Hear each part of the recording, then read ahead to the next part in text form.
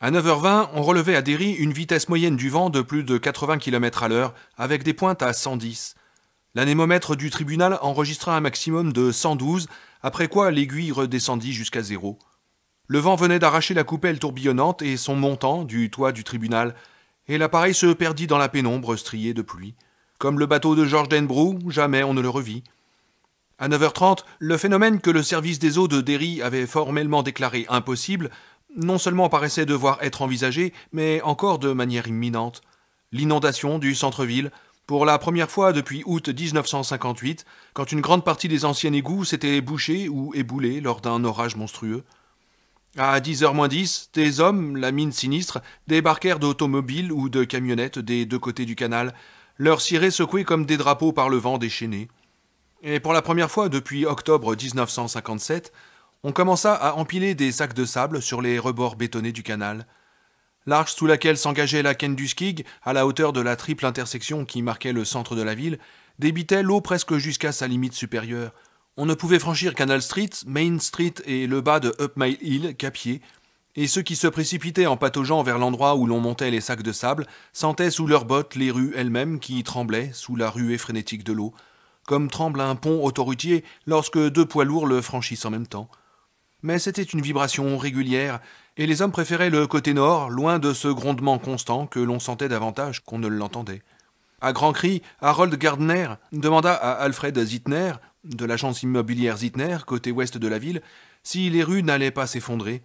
Zittner lui répondit sur le même ton que l'enfer serait pris dans les glaces avant qu'un tel événement se produise. Harold imagina brièvement Adolf Hitler et Judas Iscariote enfilant des patins à glace et retourna à ses sacs de sable. L'eau arrivait maintenant à moins de 10 centimètres du rebord en ciment du canal. Dans les friches, la Kenduskig avait déjà quitté son lit et vers midi, sa végétation luxuriante de broussailles et d'arbrisseaux se retrouverait à demi engloutie dans un vaste lac peu profond mais puant.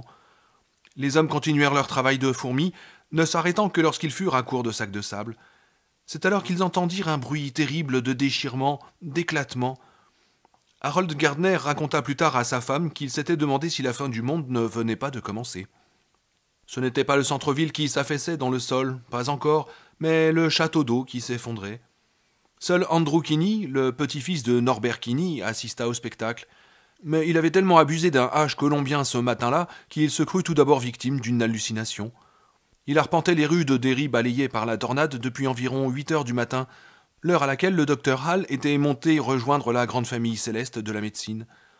Il était mouillé jusqu'aux os, n'ayant sur lui de sec que la pochette de plastique qui contenait ses 40 grammes de hache, mais il ne s'en rendait absolument pas compte. Ses yeux s'agrandirent d'incrédulité. Il venait d'atteindre Memorial Park, situé sur le côté du château d'eau. Et à moins qu'il eût des visions, la construction penchait au moins autant que la foutue tour de Pise que l'on retrouvait sur tous les paquets de macaroni. « Nom de Dieu !» s'exclama Andrew Kinney, dont les yeux s'agrandirent encore plus. Ils étaient tellement exorbités maintenant qu'on les aurait crus monter sur des petits ressorts très costauds, quand les craquements commencèrent. La gîte que prenait le château d'eau devenait de plus en plus prononcée, tandis qu'il restait planté là, le jean collé à ses cuisses décharnées, le bandeau qui retenait ses cheveux, laissant dégouliner l'eau dans ses yeux. Les bardeaux blancs sautaient comme des bouchons de champagne côté centre-ville du réservoir. Une lézarde bien visible venait de faire son apparition environ à 6 ou 7 mètres au-dessus des fondations de pierre du château d'eau. L'eau se mit brusquement à en jaillir, et les bardeaux étaient maintenant emportés par le jet qui allait les recracher plus loin dans le vent. Un fracas déchirant parvint de l'édifice, qu'Andrew vit bouger, comme l'aiguille d'une horloge géante qui passerait de midi à 1 heure, puis 2. Le sachet d'herbe lui en tomba du creux du bras, et il le remit machinalement dans sa chemise, à la hauteur de la ceinture. Il était complètement fasciné. Des sortes de coups de gong vibrants provenaient de l'intérieur du château d'eau, comme si cassaient une à une des cordes de quelques guitares titanesques. C'étaient les câbles, chargés d'équilibrer la pression de l'eau, qui se rompaient les uns après les autres. L'édifice se mit à basculer de plus en plus rapidement, dans un arrachement de planches et de madriers dont les fragments volaient dans tous les sens en tourbillonnant. « Putain de bordel !» s'exclama Andrew Kinney, mais ses vociférations extatiques se perdirent dans l'effondrement final du château d'eau et le rugissement de près de 3 millions de litres d'eau se déversant par l'ouverture béante qui venait d'apparaître dans son flanc. Ils s'abattirent comme une grande lame de fond grise, et si Andrew Kinney s'était trouvé du mauvais côté, il aurait bien entendu quitter ce bas monde à la même vitesse que le docteur Hall 2 heures auparavant. Mais il existe un Dieu pour les ivrognes, les petits-enfants et ceux qui se pètent aux haches. D'où il était, Andrew pouvait admirer le spectacle sans en recevoir la moindre éclaboussure.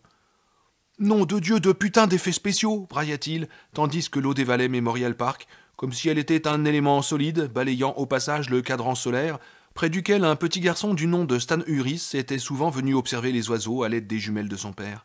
« Steven Spielberg peut aller se rhabiller, dit-il. Le bain pour oiseaux en pierre ne résista pas davantage.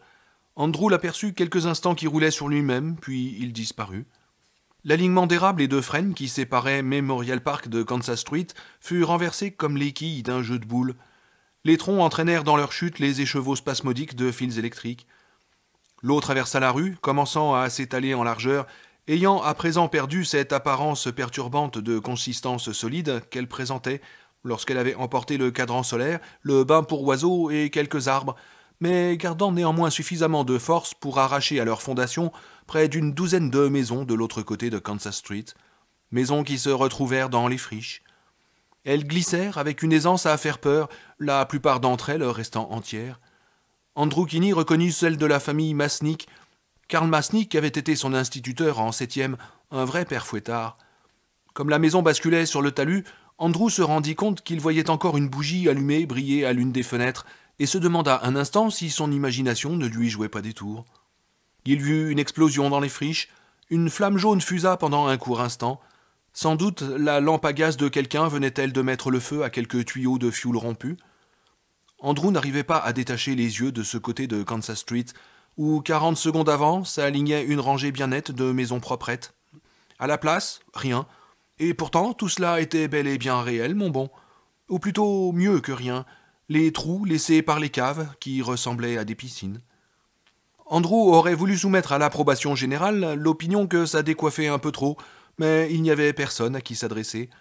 Et en plus, il semblait en panne de cordes vocales, sans parler de son diaphragme soudain saisi de faiblesse et devenu inutilisable pour crier. Il entendit une série d'explosions et de craquements, le fracas que pourrait faire un géant descendant un escalier, les chaussures pleines de crackers. C'était le château d'eau qui, à son tour, dévalait la colline, énorme cylindre blanc, recrachant encore ce qui lui restait d'eau, les câbles épais qui l'avaient maintenu jusqu'ici debout, volant dans les airs, avant de revenir cinglants comme des fouets d'acier, cravacher le sol, dans lequel il creusait des sillons qui se remplissaient aussitôt d'eau de pluie. Sous les yeux d'Andrew, bouche bée, son menton lui touchait presque la poitrine, le château d'eau, c'est-à-dire une structure de plus de 40 mètres de long, rebondit dans les airs. Il sembla y rester un instant pétrifié, image surréaliste qui paraissait sortir tout droit de la chambre capitonnée d'un asile d'aliénés, tandis que la pluie crépitait sur ses parements défoncés, ses fenêtres brisées, ces éléments qui y pendaient et que continuait de lancer ses éclairs le phare qui, à son sommet, était destiné à le signaler aux avions de tourisme volant bas. Puis il retomba dans la rue dans un ultime et assourdissant craquement. Kansas Street avait retenu une grande quantité d'eau, qui se précipitait maintenant vers le bas de la ville par Up Mile Hill. Dire qu'il y avait des maisons ici, songea Andrew Kinney, qui se sentit soudain des jambes de coton. Il s'assit lourdement, ou plutôt se laissa tomber. Il n'arrivait pas à croire ce qu'il voyait, les fondations veuves de leur château d'eau, ce bâtiment qu'il avait toujours vu à cet endroit. Il se demanda si quelqu'un allait croire à un truc pareil. Il se demanda d'ailleurs s'il le croyait lui-même. Bill et Richie la virent se retourner vers eux, ses mandibules s'ouvrant et se refermant, tandis que les fusillait son œil de borgne, et Bill se rendit compte que ça produisait sa propre source de lumière, effroyable luciole géante. Mais cette lumière vacillait, incertaine. Ça se trouvait en très mauvais état. Dans sa tête, les idées bourdonnaient et se bousculaient. « Laissez-moi partir, et vous pourrez avoir ce que vous avez toujours désiré, argent, célébrité, fortune, pouvoir. Je peux vous donner tout. » Des idées incohérentes. Bill s'avança, les mains vides, le regard attaché à l'œil unique et rouge de ça. Il sentait une puissance croître en lui, l'investir, nouant en cordage les muscles de ses bras, remplissant chacun de ses poings serrés d'une force neuve. Richie marchait à côté de lui, les lèvres étirées sur un rictus. « Je peux te rendre ta femme ? Je suis seul à pouvoir le faire, mais elle ne se souviendra de rien, comme vous ne vous êtes souvenus de rien tous les 7. » Ils étaient prêts, très près maintenant. Bill sentait à plein nez la puanteur qui s'en dégageait et prit conscience avec horreur que c'était là l'arôme des friches, L'odeur qu'ils avaient prise pour celle des égouts, des cours d'eau pollués et de la décharge en feu. Mais avaient-ils jamais réellement cru qu'il n'y avait que cela ?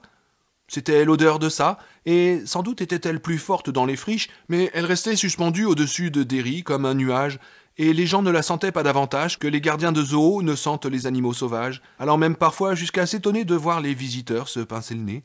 « Tous les deux !»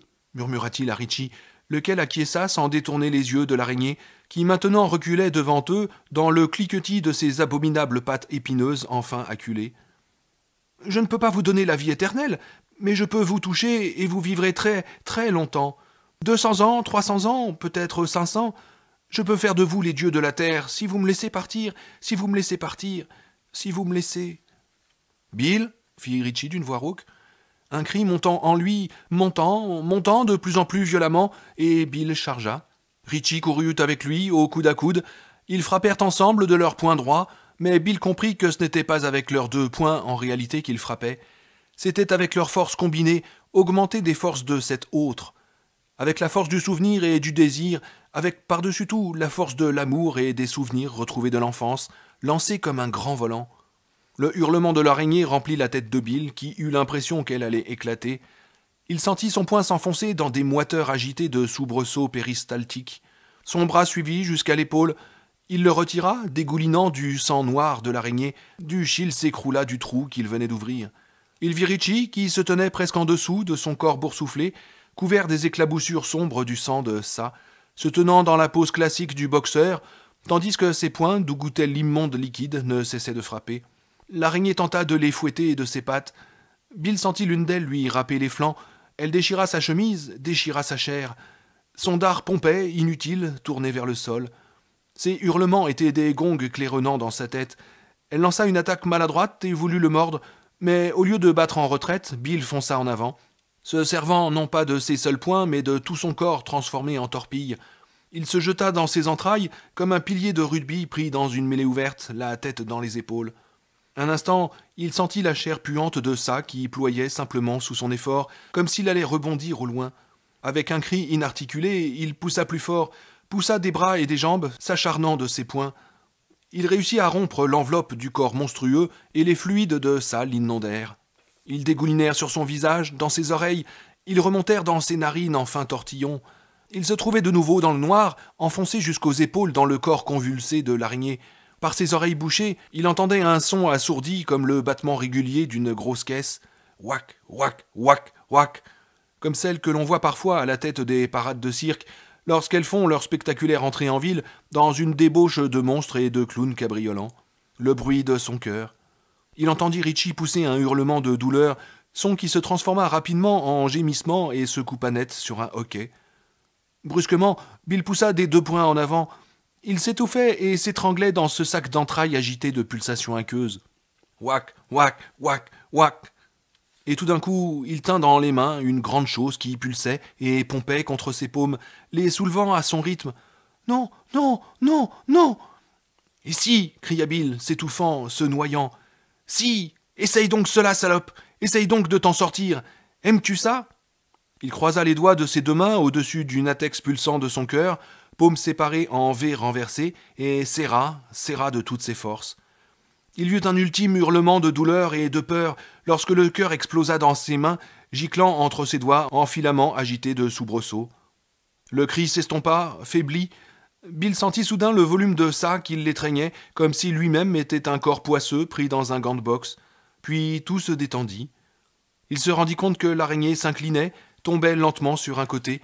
Au même moment, il s'en retira, perdant la conscience des choses. L'immonde chose s'effondra, énorme tas d'une chair non terrestre, ses pattes agitées de frissons violents effleurant les parois du tunnel et éraillant le sol de griffonnage indéchiffrable. Bill recula en titubant, la respiration haletante. Il cracha pour chasser de sa bouche le goût abominable. Il trébucha sur ses propres pieds et tomba à genoux. Il entendit alors distinctement la voix de l'autre. La tortue était peut-être morte, mais quoi que ce fût qu'elle eût investi, elle vivait. « Fils, tu as été remarquable !» Puis il n'y eut plus rien. La puissance disparut avec. Il se sentit faible, révulsé, à demi fou. Il regarda par-dessus son épaule et vit le cauchemar noir agonisant de l'araignée, toujours secoué de tressaillements intermittents. « Richie !» s'écria-t-il d'une voix rauque, brisée. « Richie, où es-tu, mec ?» Pas de réponse. Morte avec l'araignée, la lumière avait disparu. Il tâtonna dans la poche de sa chemise détrempée à la recherche de la dernière pochette d'allumettes. Il la trouva, mais impossible de leur faire prendre feu. Elles étaient trop imbibées de sang. « Richie !» cria-t-il encore, tandis que les larmes lui montaient aux yeux. Il se mit à ramper prudemment, tâtant devant lui de la main avant d'avancer. Finalement, il heurta quelque chose qui céda mollement à son contact. Ses mains explorèrent et s'arrêtèrent lorsqu'elles touchèrent la figure de Richie. « Richie ! Richie !» Toujours pas de réponse. Se débattant dans les ténèbres, Bill passa un bras sous la nuque de Richie, un autre sous le creux de ses genoux. Il se remit laborieusement debout et entreprit de revenir sur leurs pas, Richie dans les bras. À 10 heures, la vibration régulière que l'on sentait dans les rues du centre-ville se transforma en un grondement de plus en plus fort. Le Daily News expliquerait plus tard que les soutènements de la partie souterraine du canal, affaiblis par les assauts sauvages de ce qui avait été une inondation éclair, s'étaient tout simplement effondrés. Certains, cependant, ne furent pas d'accord.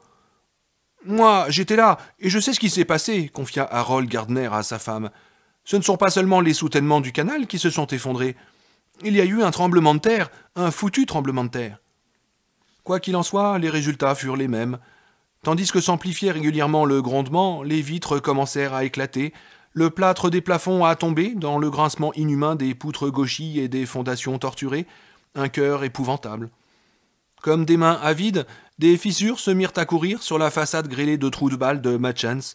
Richards Alley, la ruelle qui courait derrière la pharmacie de Center Street, se remplit soudain d'une avalanche de briques jaunes, celle de l'immeuble de bureau de Brian Dood, construit en 1952, qui s'effondrait. Un lourd nuage de poussière jaunâtre s'éleva dans les airs et fut emporté comme une voile par la tempête. Au même moment, la statue de Paul Bunyan devant le centre communautaire explosa sur son socle. On aurait dit que la menace proférée depuis longtemps par le professeur d'art venait d'être enfin mise à exécution. La tête barbue et souriante s'éleva très haut. Une des jambes donna un coup de pied, l'autre une ruade, comme si Paul se démembrait d'enthousiasme. Le torse de la statue se pulvérisa en un nuage de mitraille, et le fer de la hache fila vers le ciel pluvieux, d'où elle retomba sur le pont des baisers, dont elle défonça le toit, puis le plancher. Et à 10h02, le centre de Derry s'effondra purement et simplement. L'essentiel des eaux rejetées par le château d'eau avait traversé Kansas Street pour aller s'étaler dans les friches, mais un bon nombre de mètres cubes s'étaient toutefois précipités vers le centre par Up Mile Hill. Peut-être était-ce cette goutte d'eau qui a fait déborder le vase ? À moins, comme Harold Gardner le raconta à sa femme, qu'il n'y ait eu un véritable tremblement de terre. Des fissures commencèrent à zigzaguer sur le revêtement de Main Street, tout d'abord étroites, puis elles se mirent à s'écarter comme autant de gueules affamées, tandis qu'en montait le rugissement du canal, non plus étouffé maintenant, mais assourdissant à semer l'épouvante. Tout se mit à trembler. L'enseigne néon, devant la boutique de souvenirs de Shoreditch Square, alla se fracasser dans près d'1 mètre d'eau. L'instant suivant, le magasin, qui jouxtait une librairie, commença à descendre. Buddy Angstrom fut le premier à remarquer le phénomène.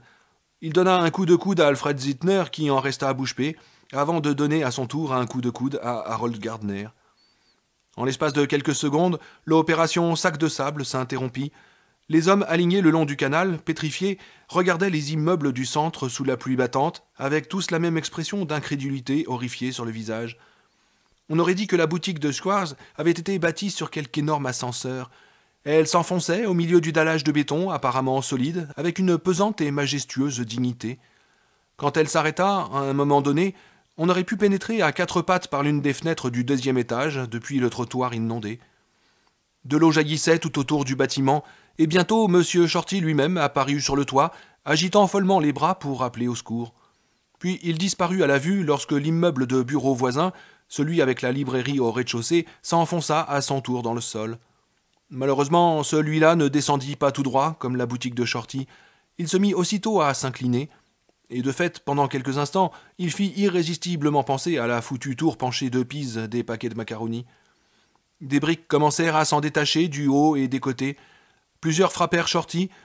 Harold Gardner le vit partir à reculons, les mains à la tête, puis les 3 étages supérieurs de l'immeuble glissèrent avec la même aisance que des crêpes glisseraient d'une pile. Shorty disparut. L'un des hommes de corvée cria, puis le fracas de l'effondrement noya tout. Certains tombèrent, D'autres, déséquilibrés, partirent en trébuchant comme des ivrognes. Harold Gardner vit les bâtiments qui se faisaient face sur Main Street s'incliner les uns vers les autres, comme de vieilles dames se chicanant sur une levée de cartes. La rue elle-même s'enfonçait, se craquelait, se déformait. De puissants jets d'eau jaillissaient de partout, puis les uns après les autres, les immeubles des deux côtés de la rue dépassèrent leur centre de gravité et s'effondrèrent tranquillement sur la chaussée. La Northeast Bank, le Showboat, Alvey Smokes and Jokes, Ballet's Lunch, Bandler's Record et Music Barn. Si ce n'est qu'en réalité, il n'existait plus de chaussée sur laquelle s'effondrer. La rue s'était enfoncée dans le canal, tout d'abord en s'étirant comme du caramel, puis en se fragmentant en gros blocs d'asphalte qui se renversaient et se heurtaient comme les noirs icebergs d'une débâcle. Harold vit aussi le refuge pour piétons au centre de la triple intersection disparaître à la vue, et tandis que s'en élevait un geyser d'eau, il comprit tout d'un coup ce qui allait se passer. « Il faut se tirer d'ici !» hurla-t-il à l'intention d'Al Zitner. « Ça va refluer. Les eaux vont refluer, Al !» Rien dans l'attitude de Al Zitner ne laissait supposer qu'il avait entendu. Il avait l'air d'un somnambule ou d'un homme plongé dans un profond sommeil hypnotique. Il restait debout dans sa veste de sport à carreaux rouges et bleus, détrempée, sa chemise Lacoste à col ouvert avec le petit crocodile sur le téton gauche, ses chaussettes bleues ornées de clubs de golf entrecroisées en barrette, ses chaussures bateau Hobbins aux semelles de caoutchouc. Il contemplait quelque chose comme $1 million de ses investissements personnels en train de s'enfoncer dans la rue, et 3 ou 4 millions des investissements de ses amis qui en faisaient autant. Ses amis, les types avec lesquels il jouait au poker ou au golf, avec lesquels il skiait dans leur multipropriété de Rangeley. Soudain, sa ville natale, Derry, Maine, le ciel me pardonne, se mit à ressembler bizarrement à ces villes à demi englouties où on fait circuler les visiteurs dans de longs canaux étroits. Les eaux bouillonnaient et refluaient entre les bâtiments encore debout. Canal Street se terminait sur un plongeoir en dents de scie surplombant un lac agité. Guère étonnant que Zitner n'ait pas entendu Harold. D'autres, néanmoins, en étaient arrivés à la même conclusion que Gardner. On ne pouvait pas jeter une telle quantité de merde dans une étendue d'eau en fuite sans provoquer de sérieux ennuis. Certains lâchèrent les sacs de sable qu'ils tenaient encore pour prendre leurs jambes à leur cou. Ce fut le cas de Harold Gardner qui survécut. D'autres n'eurent pas autant de chance et se trouvaient encore proches du canal lorsque celui-ci, engorgé jusqu'à l'étouffement de tonnes d'asphalte, de béton, de briques, de plâtre, de vitres et de marchandises diverses pour un montant de plusieurs millions de dollars, se mit à refluer et à renvoyer des tonnes d'eau par-dessus son parapet de ciment, emportant avec impartialité les sacs de sable comme les hommes. Harold ne pouvait s'empêcher de penser que les eaux voulaient l'avoir aussi. Il avait beau courir comme un dératé, elles gagnaient du terrain sur lui. Il réussit à leur échapper en escaladant un remblai en pente raide, agrippé des ongles aux buissons qui le couvraient. Il jeta un coup d'œil en dessous de lui et aperçut une silhouette humaine dans laquelle il crut reconnaître Roger Lerner, le responsable des prêts de la banque de Harold, qui s'efforçait de faire démarrer sa voiture dans le parking du mini-centre commercial du canal. Même avec les hurlements du vent et le grondement des eaux, Harold arrivait à entendre le bruit de machine à coudre du moteur de la petite compacte qui hennissait sans pouvoir démarrer, tandis que les vaclettes montaient à l'attaque du bas de caisse des deux côtés. Alors, dans un fracas de tonnerre, et vint balayer et le mini-centre commercial et la rutilante petite voiture de Roger. Harold reprit son ascension, s'accrochant aux branches, aux racines, à tout ce qui lui paraissait assez solide pour supporter son poids.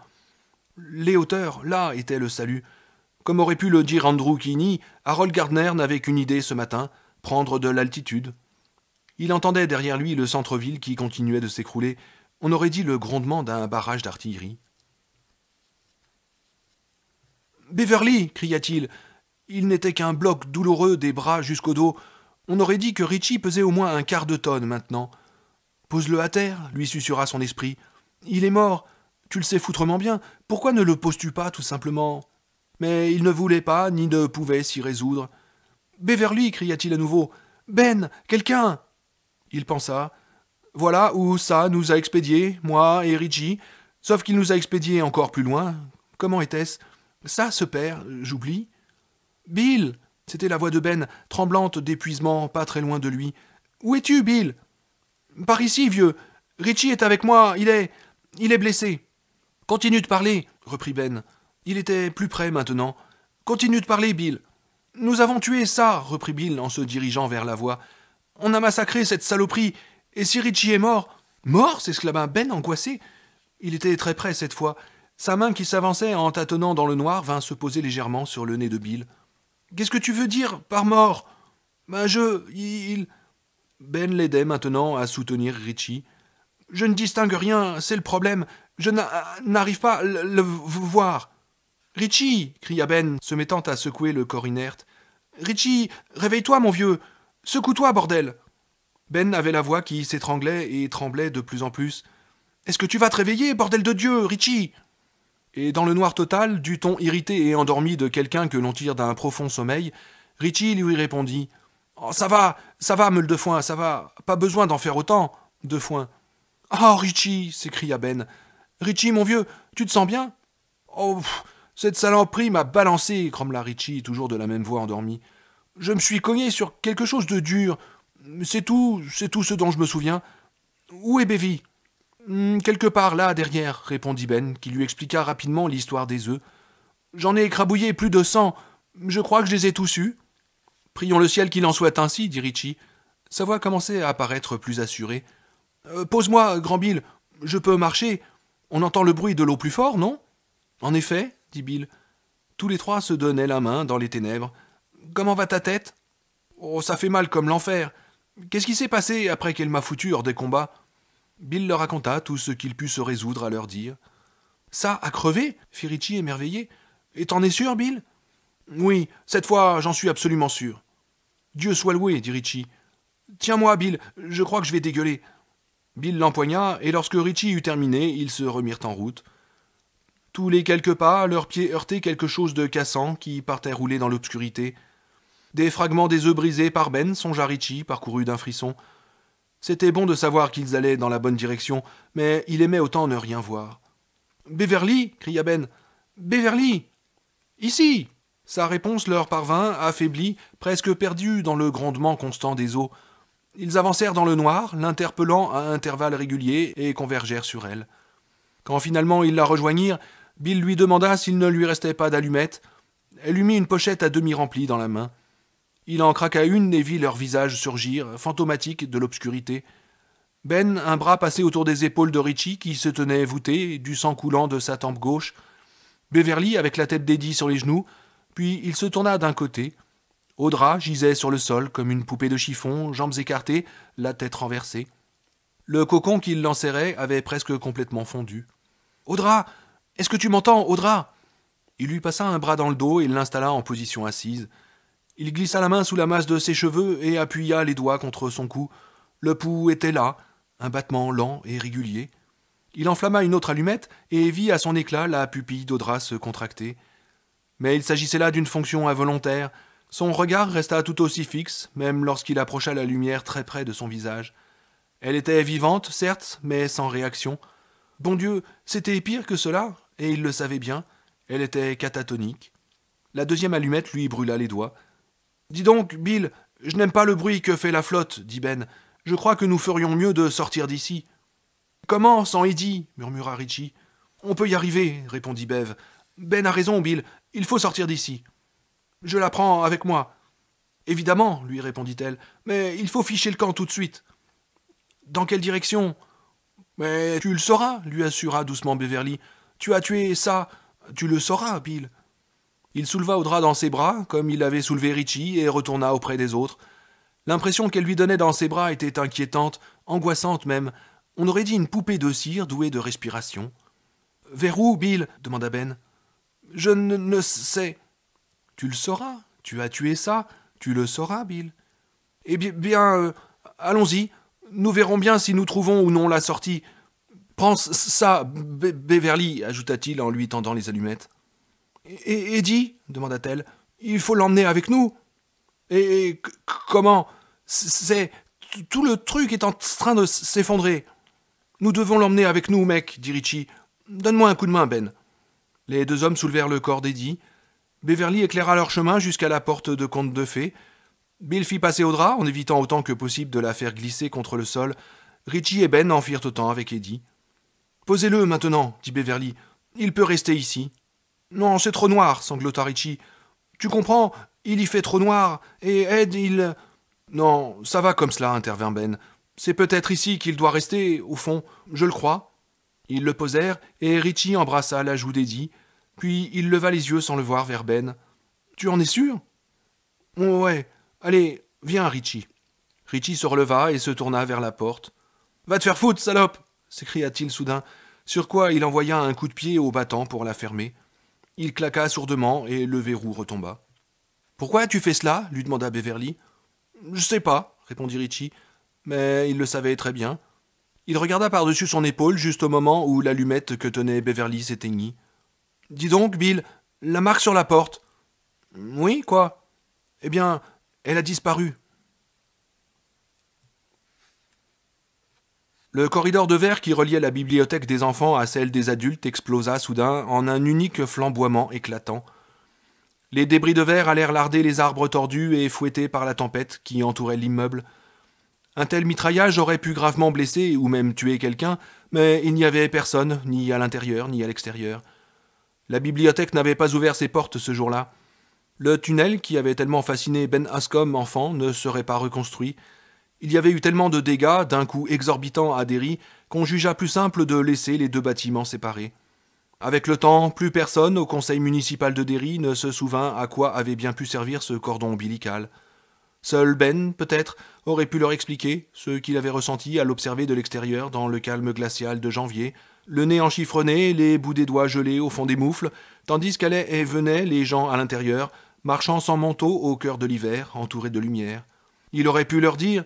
Cependant, ce n'était guère le genre de propos que l'on tenait lors des réunions d'un conseil municipal. Mais ce ne sont là qu'éventualités. Les faits se résumaient à ceci. Le corridor de verre explosa sans raison apparente, et personne ne fut blessé.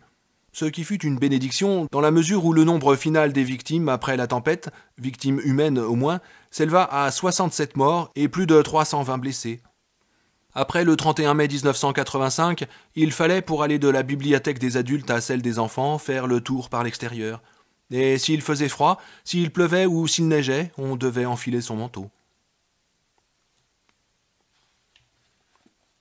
« Attendez, halta Bill, laissez-moi souffler. »« Laisse-moi t'aider à le porter, » lui répéta Richie. Il venait d'abandonner le cadavre d'Eddie à la porte de l'antre de l'araignée, et c'était quelque chose dont aucun d'eux n'avait envie de parler. Mais Eddie était mort et Audra encore vivante, du moins techniquement. J'y arriverai tout seul, répondit Bill entre deux inspirations rapprochées. Des clous, oui. Tu vas te filer une bonne attaque cardiaque. Laisse-moi t'aider, grand Bill. Comment va ta tête lui demanda Bill. Ça fait mal, dit Richie, mais change pas de sujet. À contre-cœur, Bill laissa Richie prendre Audra. La situation aurait pu être pire. Audra était grande et son poids normal était de 60 kilos. Mais le rôle qu'elle devait tenir dans Attic Room était celui d'une jeune femme retenue en otage par un maniaque psychotique qui se prend pour un terroriste politique. Et comme Fred Fureston avait voulu filmer d'abord toutes les scènes du grenier où elle était retenue, Audra avait suivi un strict régime grillade salade fromage à 0% et perdu plus de 8 kilos. Néanmoins, après avoir trébuché dans le noir avec elle dans les bras sur une distance de 500 mètres, ou de 1000 mètres, ou de 1500, ses 52 kilos pesaient des tonnes. Merci, mec. Oh, n'en parlons plus. Mais le prochain coup, c'est toi, meule de foin. Bip bip, Richie, rétorqua Ben, et Bill ne put retenir un sourire. C'était un sourire fatigué, qui ne dura qu'un instant, mais c'était mieux que rien. La direction, Bill, demanda Beverly. Le bruit de l'eau est plus fort que jamais. La perspective d'être noyé comme des rats ne me sourit guère. Tout droit et à gauche, répondit Bill. Peut-être pouvons-nous essayer d'aller plus vite. Ils poursuivirent leur progression pendant une demi-heure, Bill prenant à droite, prenant à gauche. Le grondement de l'eau continua à enfler jusqu'au moment où il parut les entourer, effrayant effet stéréo dans le noir. Bill tâtonna pour trouver son chemin à un angle, une main posée sur la brique humide, et soudain il sentit de l'eau courir sur ses chaussures. Le débit était rapide, mais le niveau bas. « Rends-moi Audra, dit-il à Richie qui soufflait comme un phoque. On remonte le courant maintenant. Richie passa délicatement son chargement à Bill, qui installa Audra sur son épaule à la manière des pompiers. Si seulement elle pouvait protester, bouger, faire quelque chose. On en est où des allumettes, Beverly? Il en reste tout au plus une demi-douzaine, Bill. Est-ce que tu sais où nous allons? Il me semble que oui. En route. Ils le suivirent dans le nouveau boyau. L'eau qui bouillonnait au début autour des chevilles de Bill monta bientôt à la hauteur de ses mollets, puis de ses cuisses. Le fracas tonitruant du ruissellement s'était stabilisé et n'était plus qu'un grondement régulier. Le tunnel dans lequel ils avançaient tremblait sur un rythme constant. Pendant un moment, Bill pensa que le courant allait devenir trop fort pour continuer de marcher, puis ils passèrent devant une canalisation qui déversait un énorme jet d'eau dans leur tunnel. Il s'émerveilla de sa puissance blanche, et le courant se fit moins violent, même si le niveau montait toujours.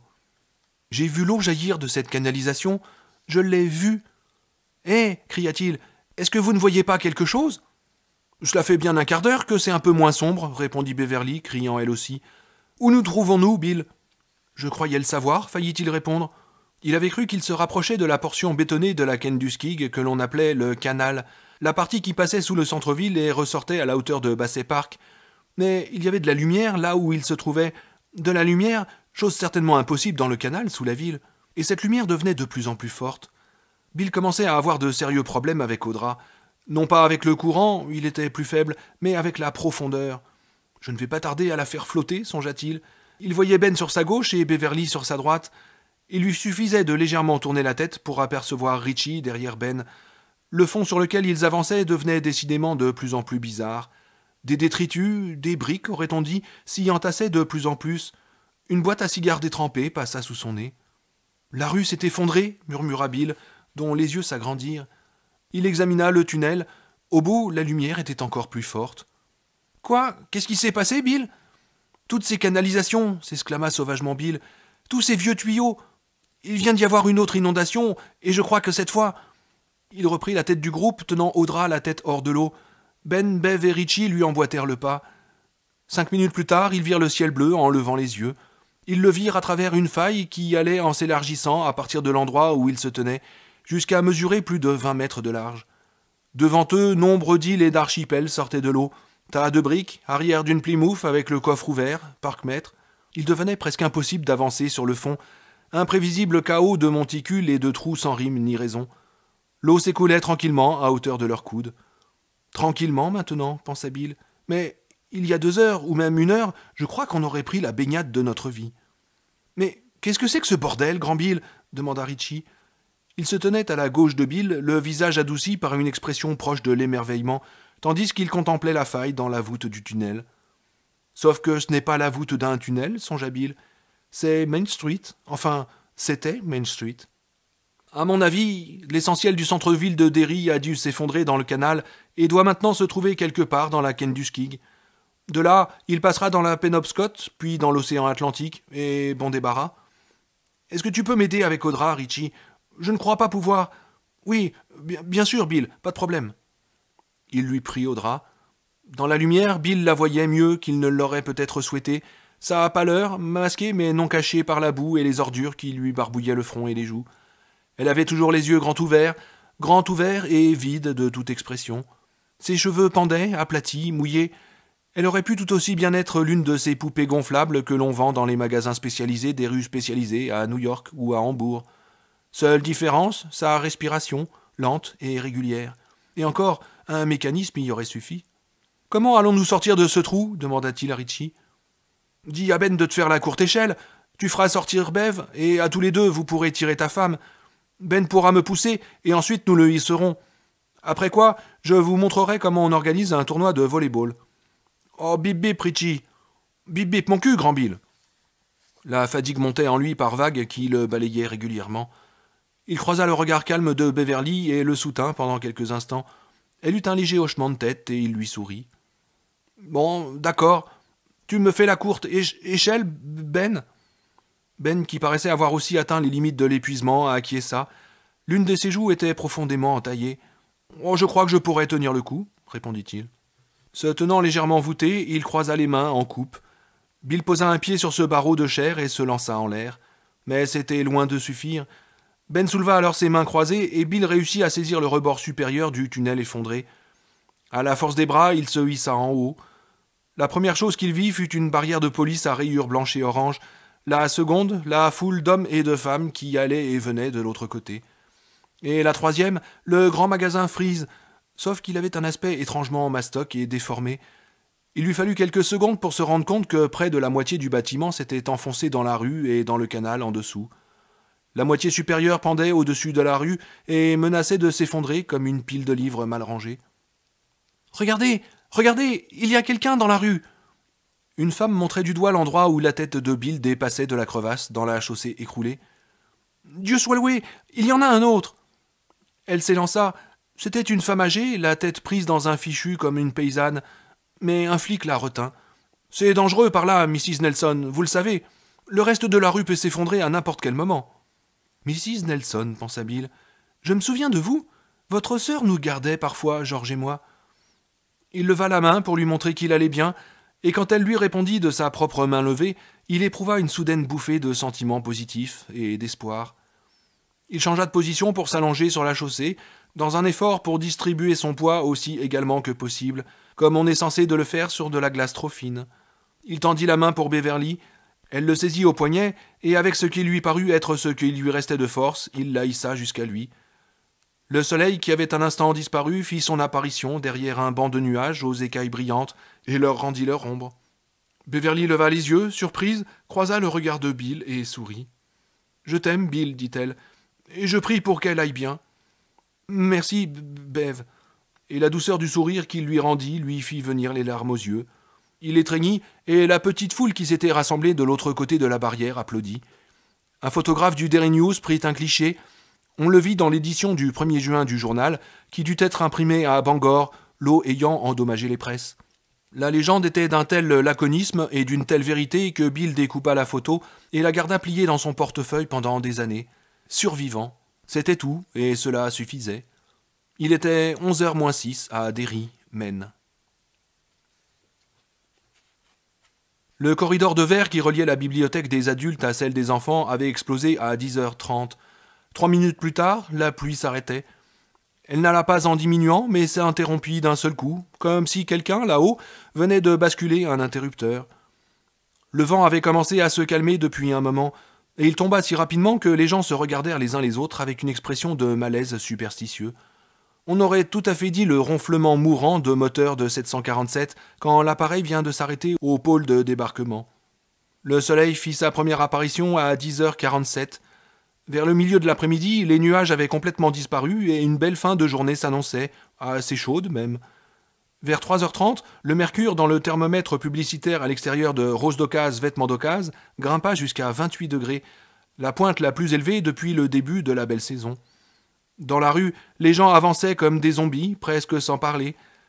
L'expression qu'ils abordaient tous était remarquablement similaire, une sorte d'hébétude émerveillée qui aurait été comique si elle n'avait pas été aussi franchement pitoyable. En fin d'après-midi, des journalistes de ABC, CBS, CNN arrivèrent à Derry. Les bulletins d'information donneraient leur version de la vérité. Ils rendraient leur réalité aux événements, même si certains auraient pu faire remarquer que la notion de réalité exige la plus grande méfiance, que c'est quelque chose qui n'est peut-être pas plus solide qu'une pièce de toile tendue sur un entrecroisement de câbles comme une toile d'araignée. Le lendemain matin, Bryant Gumbel et Willard Scott de l'émission Today seraient à Derry. Il y aurait une interview d'Andrew Kinney qui déclarerait « Le château d'eau s'est effondré comme une quille et s'est mis à couler sur la pente de la colline, tout simplement. Ah, c'était quelque chose, vous voyez ce que je veux dire. J'ai pensé, Steven Spielberg peut aller se rhabiller. Mais dites, j'ai toujours cru en vous voyant à la télé que vous étiez beaucoup plus grand. » Se voir et voir ses voisins à la télé, voilà qui donnerait toute leur réalité aux événements. Cela donnerait aux gens un point d'ancrage d'où saisir cette chose terrible, pour l'instant insaisissable. On avait eu droit à un ouragan monstre. Au cours des jours suivants, le nombre des victimes allait s'élever dans le sillage de la tempête tueuse. Il s'agissait en fait de la pire tempête de printemps de toute l'histoire humaine. Tous ces titres, aussi terribles qu'ils soient, avaient leur utilité. Ils contribuaient à émousser la profonde étrangeté de ce qui s'était passé. Peut-être d'ailleurs le mot étrangeté est-il trop faible. Sans doute faudrait-il parler d'événements insensés, délirants. Les émissions de télé allaient aider à les rendre concrets, palpables, moins fous. Mais au cours des heures qui précédèrent l'arrivée des journalistes, seuls les gens de Derry parcouraient les rues de leur ville couvertes de détritus et de boue, une expression d'incrédulité et de stupéfaction peinte sur le visage.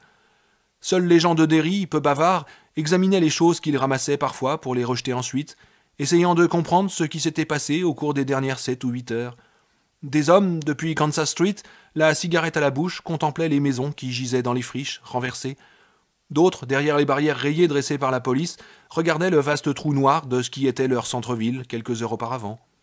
Le titre du journal, le dimanche suivant, serait « Nous reconstruirons, promet le maire ». Et peut-être, en effet, allait-il le faire. Mais au cours des semaines qui suivirent, pendant que le conseil municipal se chamaillait sur la façon de s'y prendre, et par où commencer, l'énorme cratère continua de croître d'une manière qui, si elle n'était pas spectaculaire, avait une inquiétante constance. 4 jours après la tempête, le bâtiment de la compagnie hydroélectrique de Bangor s'effondra dans le trou. 3 jours après cela, la Flying Dog House, une entreprise qui vendait des meilleures choucroutes et saucisses de toute la région et du Maine, suivit le même chemin. Les évacuations refoulaient de temps à autre dans les maisons et les immeubles d'appartements ou de bureaux. La situation sur ce plan était telle dans le lotissement d'Olkep que les gens commencèrent à partir.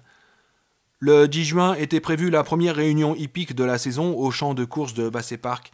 Le premier départ devait être donné à 20h en soirée, et cet événement paraissait remonter le moral de tout le monde.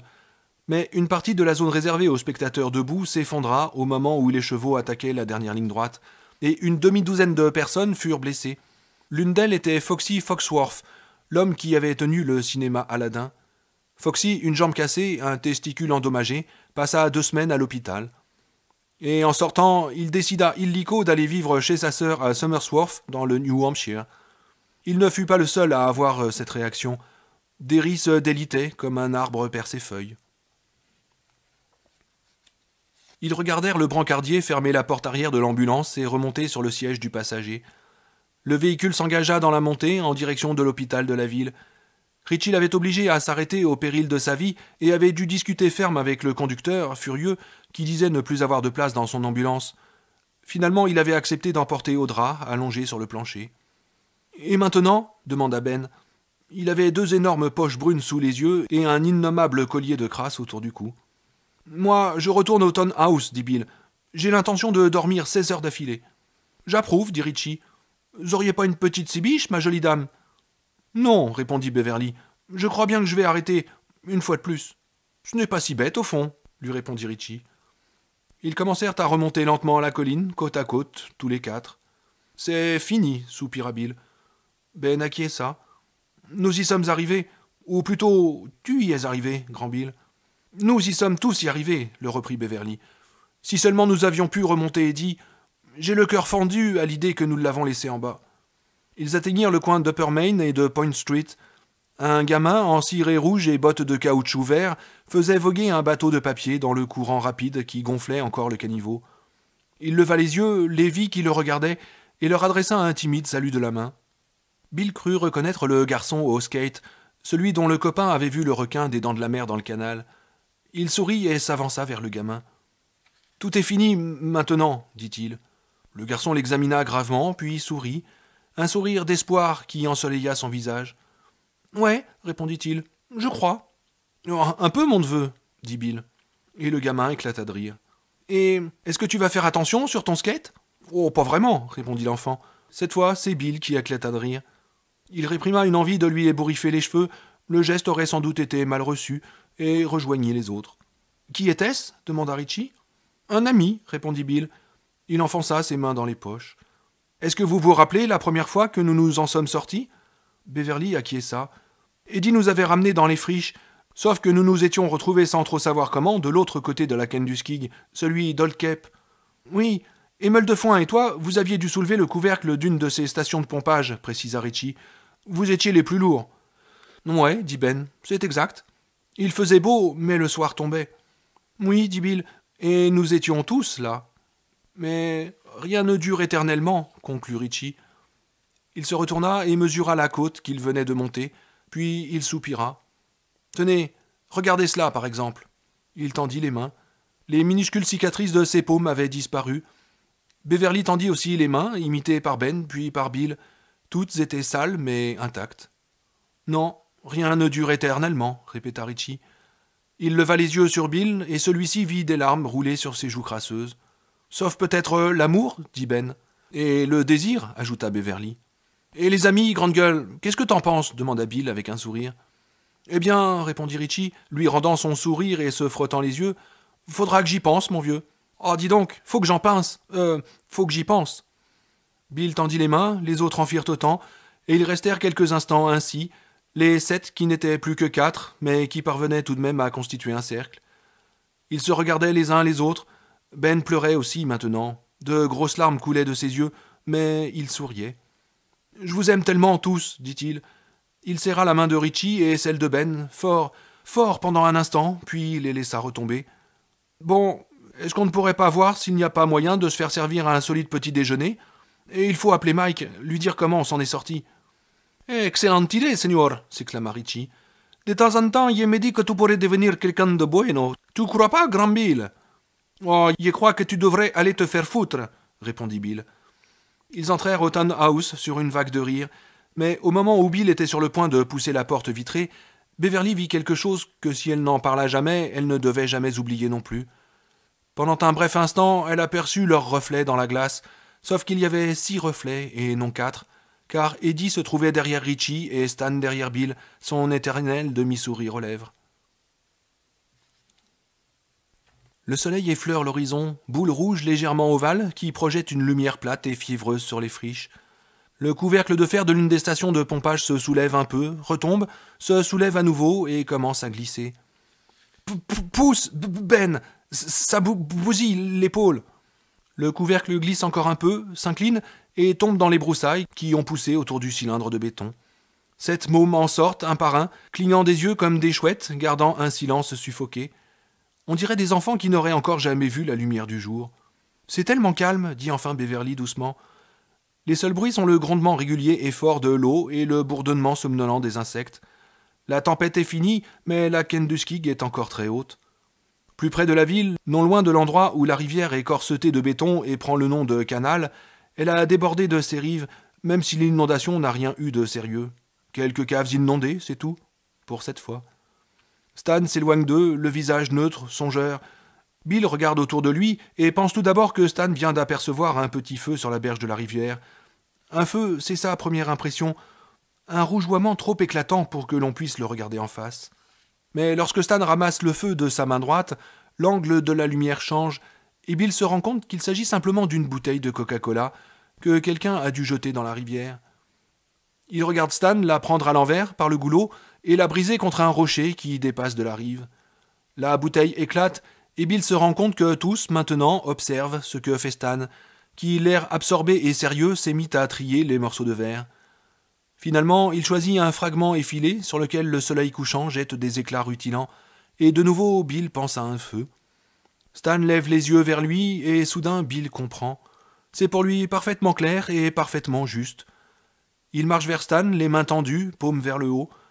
De petites bestioles noires ponctuent la surface de l'eau, avançant par saccades, et Bill aperçoit une libellule irisée qui zigzague entre les roseaux de l'autre rive, minuscule arc-en-ciel volant. Une grenouille se met à lancer son coassement grave et régulier, et tandis que Stan, lui prenant la main gauche, entaille sa paume avec l'arête de verre, tirant un filet de sang, Bill songe, pris d'une sorte d'extase. Il y a tellement de vie ici. Bill, oui, bien sûr, les deux. Stan lui ouvre la paume de l'autre main. Cela fait un peu mal, mais reste supportable. Un engoulevent lance quelque part son appel, un cri frais et apaisant. Bill se dit « L'engoulevent fait lever la lune ». Il regarde ses mains, qui maintenant saignent toutes les deux, puis autour de lui. Les autres sont là, Eddie avec son inhalateur serré dans la main, Ben avec son gros ventre débordant, pâle et rebondi, des restes en lambeaux de sa chemise, Richie, le visage étrangement nu sans ses lunettes, Mike, silencieux et solennel, ses lèvres normalement pulpeuses réduites à une ligne fine, et Beverly, tête redressée, les yeux agrandis, le regard clair, sa chevelure toujours aussi superbe en dépit de la boue qui l'englue. Tous, nous sommes tous ici. Et il les voit réellement pour la dernière fois, car il comprend obscurément qu'ils ne se retrouveront jamais ensemble tous les 7, pas de cette façon. Personne ne parle.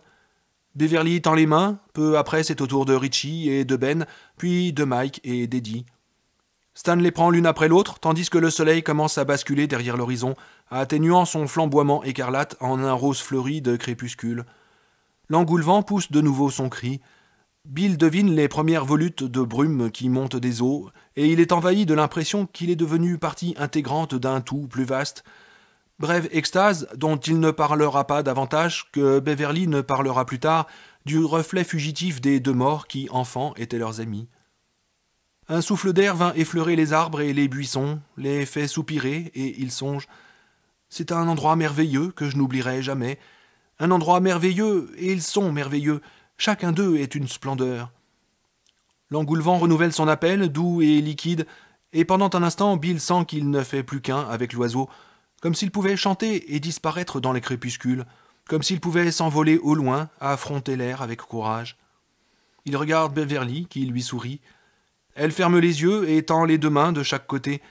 Bill lui prend la gauche, Ben la droite. Bill sent la chaleur de son sang qui se confond avec le sien. Les autres les rejoignent et ils forment un cercle, les mains scellées de cette façon particulièrement intime. Stan regarde Bill avec quelque chose de pressant dans le regard, une sorte de crainte. « Jurez-moi que vous reviendrez, » commence Bill. « Jurez-moi que si ça n'est pas mort, vous reviendrez. »« Je le jure, » dit Ben. « Je le jure, » dit Richie. « Oui, je le jure, » dit Bev. « Je le jure, » grommelle Mike. « Oui, je le jure, » dit Eddie, d'une petite voix flûtée. « Je le jure aussi, » murmure Stan dans un souffle. Sa voix s'étrangle et il baisse les yeux. « Je le jure, » dit enfin Bill. C'était fait, c'était tout. Mais il reste immobile encore un moment, sentant la puissance qui émane du cercle, de l'unité fermée qu'il constitue. La lumière teinte les visages de nuances pâles qui s'effacent. Le soleil a disparu et le crépuscule se meurt. Ils se tiennent en cercle, tandis que la pénombre s'insinue dans les friches et engloutit les sentiers qu'ils ont parcourus tout l'été, la clairière où ils ont joué à chat perché et au cow-boy, ainsi que les lieux secrets le long de la rive où ils se sont assis pour discuter des grands problèmes de l'enfance, pour fumer les cigarettes de Beverly ou pour contempler ensemble, dans le silence, le passage des nuages et leurs reflets dans l'eau. Finalement, Ben, le premier, laisse retomber les mains. Il commence à dire quelque chose, secoue la tête et s'éloigne. Richie le suit, puis Beverly et Mike, marchant côte à côte. Tout le monde garde le silence. Ils escaladent le haut talus de Kansas Street et prennent simplement congé les uns des autres. Et lorsque Bill y repense, 27 ans plus tard, il prend conscience qu'ils ne se sont jamais retrouvés ensemble tous les 7. Il leur est souvent arrivé d'être 4, plus rarement 5, et peut-être 6, une fois ou deux, mais jamais tous les 7. Il est le dernier à partir. Il reste un long moment debout, les mains sur la barrière blanche branlante, les yeux perdus sur les friches, tandis qu'au-dessus de sa tête, les premières étoiles viennent ensemencer le ciel d'été. Sous l'outre-mer du ciel, il contemple les ténèbres qui envahissent les friches. « Jamais je ne retournerai jouer là, en bas », songe-t-il soudain. Et il est stupéfait de se rendre compte que cette idée, loin d'être terrible ou désolante, est démesurément libératrice. Il demeure encore quelques instants au même endroit, puis tourne le dos aux friches mortes et prend le chemin de la maison, marchant le long du trottoir sombre, les mains dans les poches, et jetant de temps en temps un coup d'œil aux maisons de Derry, à leur lumière réconfortante qui lutte contre la nuit. Après avoir longé un ou deux pâtés de maison, il se met à marcher d'un pas plus vif, à l'idée du dîner qui l'attend. Encore un ou deux carrefours, et il commence à siffler.